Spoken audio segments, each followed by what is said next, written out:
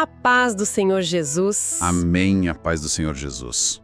Ah, que alegria imensa iniciar mais uma análise aprofundada para todos os irmãos e irmãs que nos acompanham sempre por aqui. É uma bênção estarmos juntos de novo, né? Com certeza. E, para começar, eu queria convidar quem está ouvindo a fechar os olhos por um segundo e, imaginar uma cena muito viva. Imaginem uma cidade que, no passado, foi majestosa. Era o centro do louvor na terra, sabe? Mas que agora está completamente em ruínas. Uma imagem bem triste, né? Sim, muito desoladora. Os muros, que antes representavam proteção, glória, identidade, estão caídos.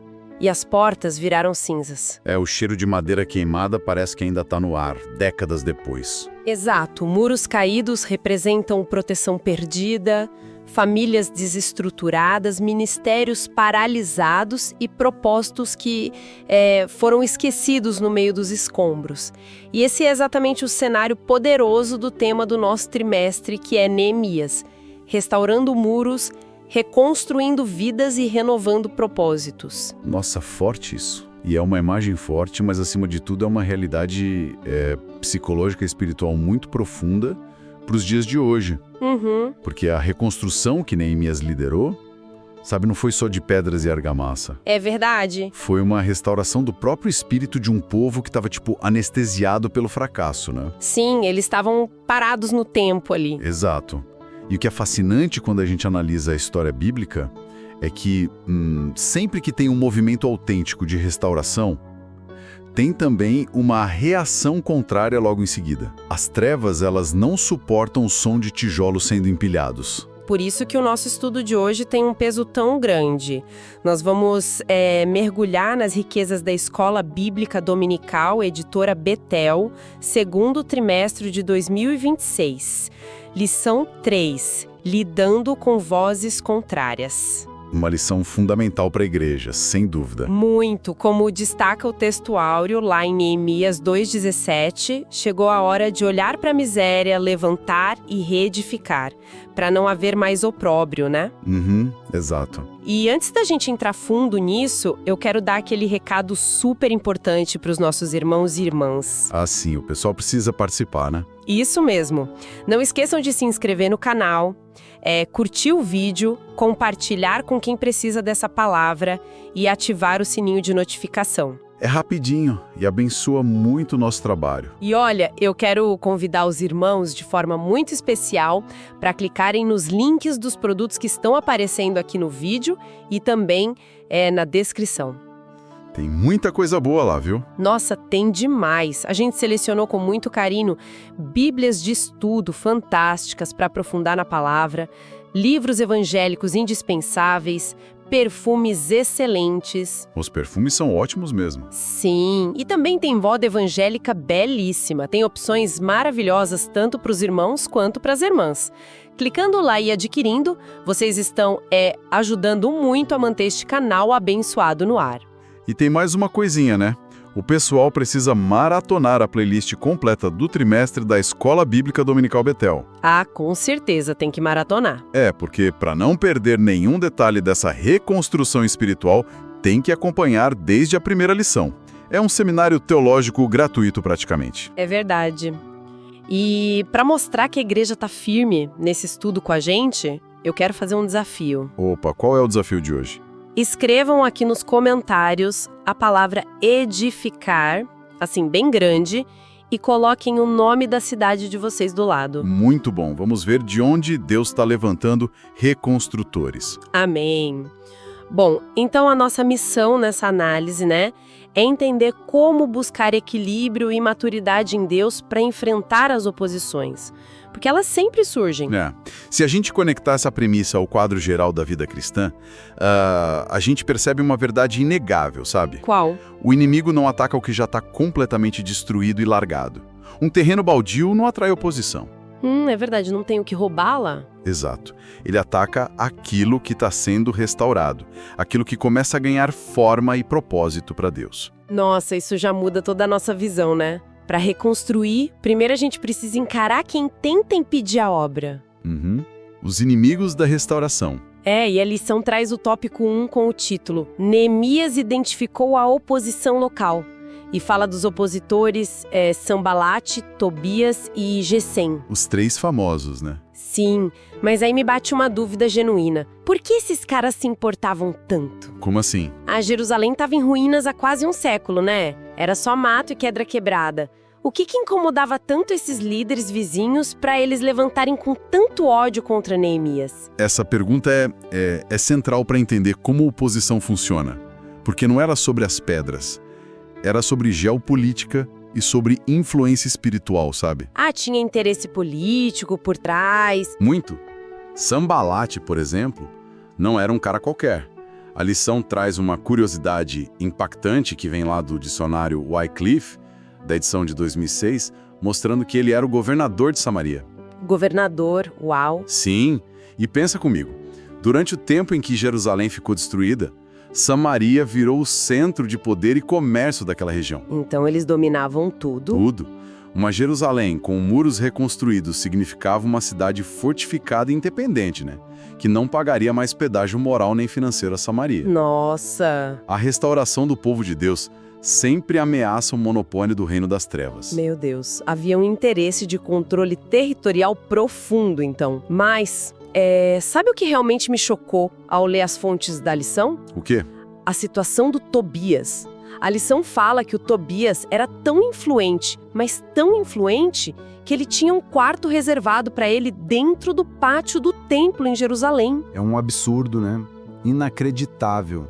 Gente, onde deveriam estar os dízimos, as ofertas e, os utensílios sagrados, o inimigo da obra estava lá alojado. Como que uma infiltração desse nível acontece debaixo do nariz do povo de Deus? O que é fascinante e muito assustador também é a sutileza desse processo todo. O Tobias era amonita, né? Sim, povo inimigo de Israel. Exato, historicamente inimigo. Mas ele tinha laços de parentesco ali. Ele fez casamentos políticos com nobres e até sacerdotes judeus. Foi entrando devagarinho, né? Isso. A infiltração não aconteceu da noite pro dia, sabe, com uma espada na mão. Aconteceu através de concessões lentas, daquelas amizades mundanas e conveniências. Misericórdia. E isso levanta uma questão importantíssima para a igreja hoje. Porque muitas vezes a oposição não vem gritando do lado de fora do muro. Ela já está do lado de dentro. Isso mesmo, exatamente. Ela tem acesso às chaves das portas de dentro. É como aquelas fusões corporativas que a gente vê no mundo dos negócios, sabe? Como assim? Tipo, a empresa rival não precisa jogar uma bomba e destruir a fábrica de fora. Ela simplesmente vai comprando ações aos poucos. Boa analogia. Faz amizade com os diretores que estão preguiçosos e quando todo mundo percebe, o inimigo já está sentado na cadeira da presidência tomando café. É bem isso mesmo. O inimigo cria raízes na comodidade e na negligência espiritual do povo, né? E quando Neemias chega com um propósito, inegociável de santidade, essa estrutura de poder infiltrada se sente muito ameaçada. Ameaçada de morte. E isso explica outro ponto crucial que está no tópico 1.2 da lição. Os inimigos da obra de Deus são unidos. Nossa, como são unidos. Samaritanos, amonitas e árabes, que eram o Sanbalate, o Tobias e o Gesem, eles tinham as próprias rixas, sabe? Eles não se amavam, não. Eles se odiavam entre eles. Sim, mas as trevas têm uma capacidade terrível de formar alianças temporárias quando o alvo é parar a obra do Senhor. Porque parece que as trevas se organizam tão bem, enquanto às vezes o povo de Deus bate cabeça por bobeira. É complicado, né? A lição é muito cirúrgica, ao lembrar que isso é um padrão bíblico. A gente vê lá Coré, Datã e Abirão se unindo contra Moisés. Acabe e Jezabel juntos para promover a idolatria. O próprio Jesus fala disso lá em Lucas 11, né? Que todo reino dividido contra si mesmo cai. O reino das trevas é mau, mas eles são altamente estratégicos. E focados. Focados e absurdamente unidos no ódio contra a igreja. E o tópico 1.3 da lição fala que os opositores se revelam diante da obediência. trazendo isso para o dia a dia de quem nos ouve agora. É tipo quando alguém decide consagrar mais a vida a Deus, sabe? Uhum. Ou consertar aquele casamento que está em ruínas, arrumar a vida financeira para ser fiel nos dízimos. A pessoa não fez quase nada ainda. Ela só tomou a decisão no coração. Só deu o primeiro passo mental, né? Isso. Parece que, nesse exato segundo, todos os problemas do mundo caem em cima, os críticos aparecem, as tentações antigas voltam, tudo de uma vez só. A oposição não esperou o muro subir, atacou na intenção. É a lei da reação espiritual, né? Tem um comentário na lição que lembra de Maria, quando ela derramou aquele perfume caríssimo aos pés de Jesus. Qual foi a reação imediata do Judas? Ele achou um absurdo, né? Ele reclamou. A maneira como as pessoas reagem à adoração ou à consagração alheia revela o caráter delas. O Judas disfarçou com um discurso de falsa piedade falando dos pobres. Tentou parecer espiritual. Mas a Bíblia expõe que ele era ladrão. A obediência sincera e extravagante sempre incomoda e expõe a hipocrisia de quem está confortável no escuro. E a revista Betel Dominical de 2018 destaca bem isso. Ela diz que o inimigo concentra os ataques nos servos que estão ativos. O menor trabalho feito na obra soa como um alarme no inferno, né? Sem dúvida. Faz muito barulho nas trevas. E é justamente entendendo a gravidade dessa guerra espiritual que Neemias adota uma postura que, ela quebra todos os nossos paradigmas de hoje em dia. Com certeza. Ele foi na contramão. Sim. Chegamos no tópico 2, onde fala que Neemias buscou conhecimento e agiu com prudência. O subtópico 2.1 diz que ele guardou tudo em secreto. E esse é, um dos princípios de liderança mais subestimados na igreja hoje em dia. O silêncio. Mas peraí, vamos problematizar isso rapidinho. No nosso meio cristão, tem uma cultura muito forte de que ter fé significa fazer barulho. O pessoal gosta de gritar a bênção. É sair contando testemunho antes de acontecer, é postar foto do projeto na internet, declarar para os 4 ventos. E pensa bem, o Neemias tinha cartas do homem mais poderoso do mundo, o rei Artaxerxes. Tava com um decreto na mão. Ele tinha até uma escolta de cavalaria militar. Ele não podia simplesmente chegar em Jerusalém, bater na porta do templo, mandar expulsar o Tobias e falar: saiam da frente que o construtor chegou. Porque ele precisou agir em absoluto silêncio por 3 dias. Essa sua provocação é excelente, porque ela toca bem na diferença entre a presunção e a prudência. Eclesiastes 3.7 diz que há tempo de falar e tempo de calar, né? A palavra é clara. E o comentário da revista Betel Dominical argumenta muito bem que Satanás é um estrategista incansável. Verdade. Se a gente revela os planos antes de ter uma estrutura forte para aguentar, a gente atrai pessoas descontentes, atrai sabotadores. Neemias não usou a carteirada do rei logo de cara porque a política persa não resolveu o problema espiritual ali. A raiz era outra. Exato. A oposição ia usar de fofoca, suborno, intriga para minar o projeto antes de limpar o chão.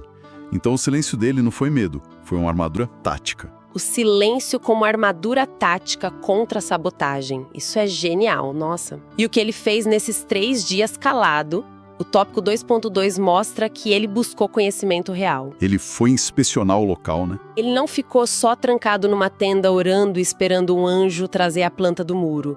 Ele pegou o cavalo de madrugada e foi inspecionar o vale, o tanque do rei. Ele foi medir o estrago com os próprios olhos. E isso é muito importante.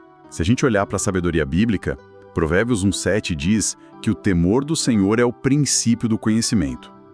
A fé cristã verdadeira não foge dos dados, sabe? Não foge da inteligência estratégica. Fé sem planejamento vira loucura, né? Vira emoção inconsequente.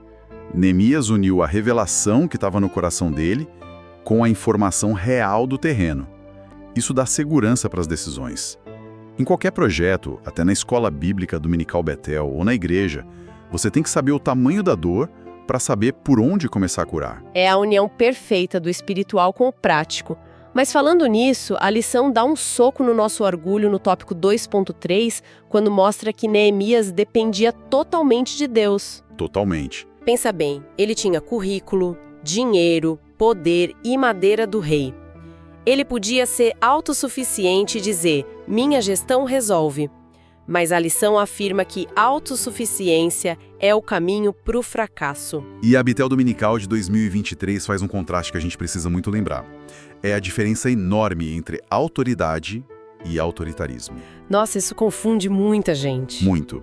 A autoridade verdadeira, como de Neemias, vem do alto. Ele influenciava pelo caráter porque a mão de Deus estava sobre ele. E o autoritarismo?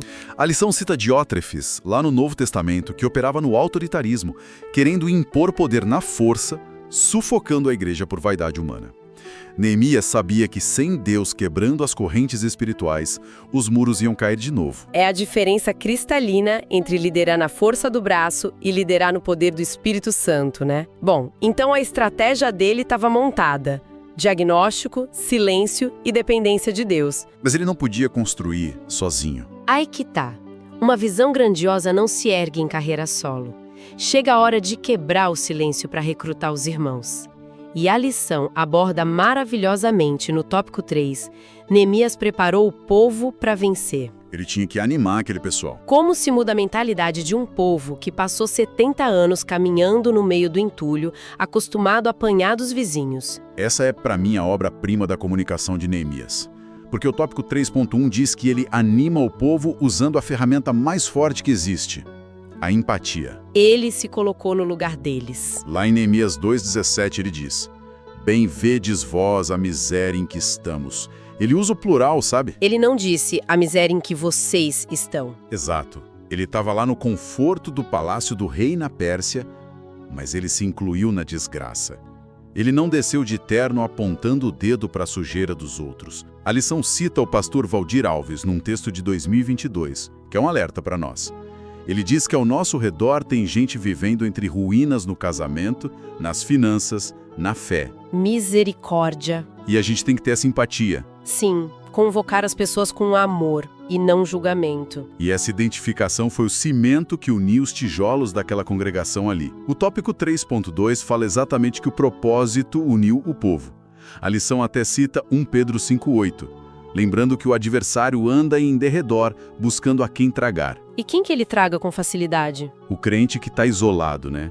Sozinhos somos alvo fácil. O Salmo 133 e Atos 2 mostram que a igreja só cresce junta. A gente tem que bater muito nessa tecla. Tem uma cultura moderna de rede social que tenta vender um evangelho de aplicativo, o crente de internet. Eu e Deus e pronto. O cara acha que não precisa ir para o culto, mas a lição da Escola Bíblica Dominical Betel reforça que não existe edificação mútua sem ajuntamento. Quando eles se uniram ombro a ombro, ninguém segurou. E o golpe final no desânimo daquele povo vem no tópico 3.3. Ele finalmente conta o testemunho do favor de Deus lá na corte, de como o rei ajudou. A chave virou na cabeça deles, né? Virou completamente. Deixou de ser só uma obra de engenharia chata e virou um avivamento palpável no meio da rua. O povo gritou, levantemo-nos e edifiquemos. O poder do contágio através do testemunho. A fé vem pelo ouvir os grandes feitos de Deus, né? E o estudo faz um paralelo lindo com o Josué. Assim, quando ele assume o lugar de Moisés. A coragem de Josué não vinha dos músculos dele, ou de uma autoestima elevada. Vinha da promessa concreta de Deus. Como fui com Moisés, serei contigo. A liderança de Neemias nasceu dessa mesma obediência cheia de fé. Que jornada espetacular nas Escrituras. Nossa, meu coração tá queimando aqui. Foi profundo demais. Vamos fazer um resumo poderoso de tudo que a Escola Bíblica Dominical Editora Betel entregou pra gente hoje nessa lição 3. Vamos sim, pra gente fixar bem. Primeiro, aprendemos a necessidade de identificar os Sambalates e Tobias da nossa geração. Eles se infiltram de mansinho, né? Não vem com placa de inimigo no pescoço. Exato. Segundo, o silêncio estratégico não é covardia, é proteção para o propósito de Deus. Precisamos ter o diagnóstico real da situação e depender só do Senhor. E a aplicação prática, né? Isso, a terceira parte, a aplicação prática para a nossa vida hoje, é que ninguém constrói sozinho. A gente precisa transformar o desânimo crônico dos nossos irmãos em coragem, usando o nosso testemunho como combustível para aquecer a fé da igreja. Aleluia! Glória a Deus por essa bússola divina. Irmãos, por falar em não caminhar sozinho, É fundamental lembrar do apoio de vocês à expansão dessa mensagem. É o que mantém a gente aqui, né? Com certeza. Não deixem de se inscrever no canal, deixem aquele like para ajudar o algoritmo a levar o pão espiritual mais longe. E vão para os comentários agora e escrevam edificar e a cidade de vocês. Eu quero ver essa chuva de comentários. E lembrem de maratonar a playlist completa do trimestre da Escola Bíblica Dominical Betel, hein? É material de ouro. E não esqueçam de abençoar o canal clicando nos links da descrição e do vídeo. Tem bíblias, moda evangélica maravilhosa para as irmãs e para os irmãos, livros, perfumes. Adquirir esses produtos é uma forma direta de patrocinar esse canal. É uma via de mão dupla de bênçãos. Sim. E anotem aí. Toda segunda-feira, pontualmente às 18 horas, tem episódio novo e fresquinho no canal.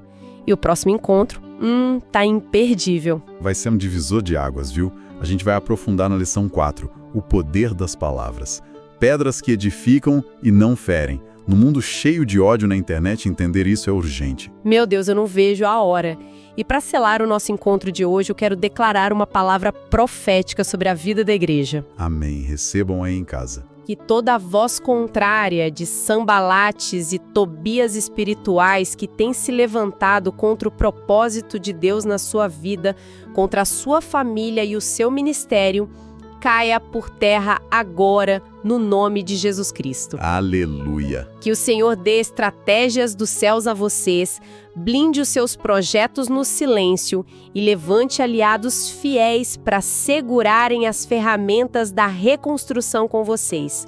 Os muros desmoronados vão ser restaurados em glória e o nome do Senhor vai ser exaltado através da sua história. Amém, glória a Deus. A paz do Senhor Jesus a todos os nossos irmãos e irmãs que nos acompanharam até aqui.